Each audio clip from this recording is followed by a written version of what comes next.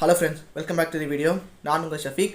இன்றைக்கான வீடியோவில் த ராஜா சாப் படம் எப்படி இருக்குது அப்படின்னு தான் நம்ம பார்க்க போகிறோம். அதுக்கு முன்னாடி நம்ம சேனலை சப்ஸ்கிரைப் பண்ணாமல் பார்க்குறவங்க மறக்காமல் சப்ஸ்கிரைப் பண்ணிவிடுங்க. இப்போ வாங்க வீடியோக்குள்ளே போகலாம். இப்போ இந்த படத்தோட ஒன்லைன் என்னென்னு பார்த்துடலாம். ரொம்ப வருஷத்துக்கு முன்னாடி காணாமல் போன தன்னோட தாத்தாவை தேடி பிரபாஸ் போகிறவர் ஒரு பெரிய பேய் பங்களாக்குள்ளே போய் மாட்டிக்கிறாரு. அதுக்கப்புறமா என்ன நடந்தது அப்படின்றது தான் இந்த படத்துடைய ஒன்லைன் ஸ்டோரி. இப்போ இந்த படத்துடைய பாசிட்டிவ் நெகட்டிவ்ஸை பற்றி பார்த்துடலாம். ஃபஸ்ட்டு இந்த படத்துடைய பாசிட்டிவ் பிரபாஸ் அவருடைய அந்த ஸ்க்ரீன் ப்ரெசன்ஸ் தான். அவர் வர எல்லா சீன்லேயும் அவர் ஸ்கோர் பண்ணுறாரு. ஒரு டான்ஸாக இருக்கட்டும், fight sequence, emotional scene, comedy scene எல்லாத்துலேயும் அவர் ஸ்கோர் பண்ணுறாரு. பட் அதுலேயும் ஒரு சின்ன பிரச்சனைன்றது இருக்குது, நான் பின்னாடி சொல்கிறேன்.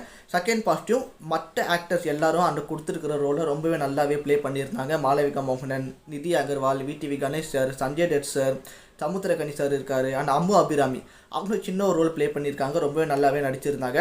அண்ட் பிரபாஸ் அவங்களுடைய பாட்டியாக வரவங்களும் ரொம்ப சூப்பராகவே நடிச்சிருந்தாங்க. தேர்ட் பாசிட்டிவ், தமனுடைய பேக்ரவுண்ட் ஸ்கோர் அண்டு சாங்ஸ் தான்.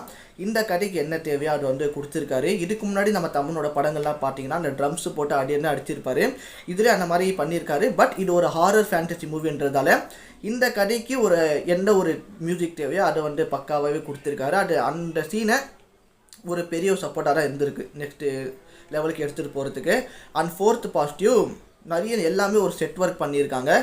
அது ஒரு சில இடத்துல பார்க்கும்போது செட் ஒர்க் மாதிரியே தெரியாமல் ரொம்பவே சூப்பராகவே ஒரு சில இடத்துல அந்த செட் ஒர்க்குன்றது ரொம்ப அழகாகவே போட்டிருக்காங்க. ஃபிஃப்த்து பாசிட்டிவ், அந்த கேமரா ஆங்கிள்ஸ் எல்லாமே ஒவ்வொரு ஃப்ரேமுமே சூப்பராகவே பண்ணியிருந்தாங்க. ஸோ இந்த படத்தில் அந்த ஃபஸ்ட் ஆஃப் எப்படி இருக்குது, செகண்ட் ஆஃப் எப்படி இருக்குன்னு சொல்லி கேட்டிங்கன்னா, first half full and full ஒரு லவ்வு, காமெடி, ஆக்ஷன் இப்படியே தான் அந்த ஃபஸ்ட் ஹாஃப்ன்றது போவோம். நான் கூட உட்காந்து யோசித்தேன், என்னடா இது ஒரு ஹாரர் ஃபேண்டசி மூவின்னு சொன்னாங்களே, இன்னும் ஃபஸ்ட் ஹாஃபில் எதுவுமே அது காமிக்கலன்னு சொன்னேன். செகண்ட் அந்த இன்டர்வலில் தான் அவங்க பேய் பங்களாக்குள்ளே ஆக்சுவலாக போவாங்க. செகண்ட் ஹாஃப்க்கு மேலே தான் அந்த ஹாரர் ஃபேண்டசி எல்லாமே இருக்கும். ஸோ இப்போ இந்த படத்தோட நெகட்டிவ்ஸ் சொல்லி பார்த்துடலாம். நெகட்டிவ்ஸ் ஃபஸ்ட்டு இந்த படத்துடைய டியூரேஷன் தான் நான் சொல்லுவேன். 3 மணி நேரத்துக்கு மேலே இந்த படம்ன்றது ஓடுது. பட் 3 மணி நேரத்துக்கு ஆனால் இந்த ஸ்கோப் இந்த படத்தில் இருக்கான்னு கேட்டிங்கன்னா கிடையாது. ஒரு ½ அன் ஹவர் கண்டிப்பாக இந்த படத்தில் கட்டுன்றது பண்ணியிருக்கலாம். நான் பிரபாஸ் அந்த இது சொன்னல, ஒரு சின்ன ஒரு நெகட்டிவ் இருக்குன்னு. இந்த கதைக்கு பிரபாஸ் அவர் தான் நடிச்சிருக்கணும் அப்படின்றது அவசியமே கிடையாது. ஏன்னா இப்போ நான் சொன்ன ஸ்டோரியே பழசான ஒரு ஸ்டோரி தான். பட் இதை எப்படி பிரபாஸ் ஓகே பண்ணாருன்றது தான் எனக்கு டவுட்டாக இருக்குது. ஏன்னா பிரபாஸ் ஒரு பேன் இண்டியா ஸ்டார். இப்போ நான் சொன்ன இந்த ஸ்டோரி இதுக்கப்புறமா ஒரு அப்கமிங் ஆக்டர்ஸ் நடிக்க வேண்டியதோ ஒரு காமெடியன் நடிக்க வேண்டிய ஒரு ஸ்டோரியாக தான் இருக்கும். ஏன்னா ஃபஸ்ட் இந்த படம் பார்க்கும்போது எனக்கு ஆக்சுவலாக டில்லுக்கு டூட்டு படம் பார்த்த ஃபீல் தான் வந்தது. ஸோ டில்லுக்கு டூட்லேயும் ஃபஸ்ட் ஆஃப் ஃபுல்லாக அந்த லவ்வு, காமெடி அப்படின்னு தான் போவோம். அந்த இன்டர்வல்குள்ளே தான் அந்த பேய் பங்களாக்குள்ளேயே போவாங்க. அதுக்கப்புறமா தான் அந்த ஹாரர் எலிமெண்ட்ஸ் எல்லாமே இருக்கும். அதே தான் இந்த கான்செப்டும். ஃபஸ்ட் ஆஃப் ஃபுல்லாக பிரபாஸ் அவருடைய அந்த love story, comedy track, action பலக் விட்டு தான் போவோம். இன்டர்வல் பிளாக்ல தான் அந்த பேய் பங்களாக்குள்ளேயே போவாங்க. ஸோ பிரபாஸ் இந்த கதை எப்படி ஓகே பண்ணார் தெரியல. மேபி இது அவருடைய அந்த ஸ்கிரிப்ட் செலெக்ஷன்லாம் டிஃப்ரெண்ட்டாக இருக்கும். இதுக்கு முன்னாடி அவர் இது வரைக்கும் இந்த மாதிரி ஒரு ஸ்கிரிப்ட் அவர் ட்ரை பண்ணாதனாலையும் இந்த ஸ்கிரிப்ட் அவர் ஓகே பண்ணாரான்றது தெரியல. இந்த கதைக்கு அவர் ஷூட் ஆகலையோ எனக்கு அப்படி பர்சனலாக தோணிச்சு. அந்த தேர்ட் நெகட்டிவ் இந்த படத்துடைய பட்ஜெட்டு கிட்டத்தட்ட 350-400 crores மேலே இருக்குன்னு சொல்கிறாங்க. அது எனக்கு எக்ஸாக்டாக என்ன அமௌண்ட்னு தெரியல. சிஜி ஒர்க்லாம் இன்னும் கொஞ்சம் பெட்டராகவே பண்ணியிருக்கலாங்க.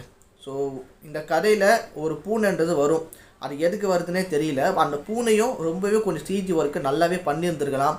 ஒரு சில இடத்துல அந்த செட் ஒர்க்லாம் பார்க்கும்போது அப்பட்டமாக தெரியுது செட் ஒர்க்குன்ட்டு இன்னும் கொஞ்சம் நல்லாவே செலவு பண்ணி எடுத்துருக்கலாம். அந்த ரைட்டிங்கும் இன்னும் இந்த படத்துக்கு ஸ்ட்ராங்காகவே இருந்திருக்கலாம்.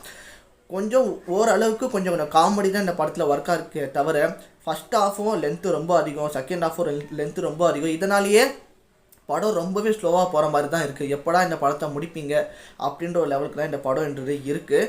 ஸோ இந்த படம் மேபி எல்லாருக்கும் பிடிக்குமா இந்த படம்ன்றதுன்னு தெரியலைங்க. எல்லாரும் மேபி இந்த படம் பார்க்கும்போது ஒரு நெகட்டிவான ஃபீட்பேக்லாம் கொடுப்பீங்கன்னு சொல்லிட்டு நான் நினைக்கிறேன். ஏன்னா படம் ரொம்பவே ஒரு பிலோ ஆவரேஜான படமாக தான் எனக்கு தோணிச்சு.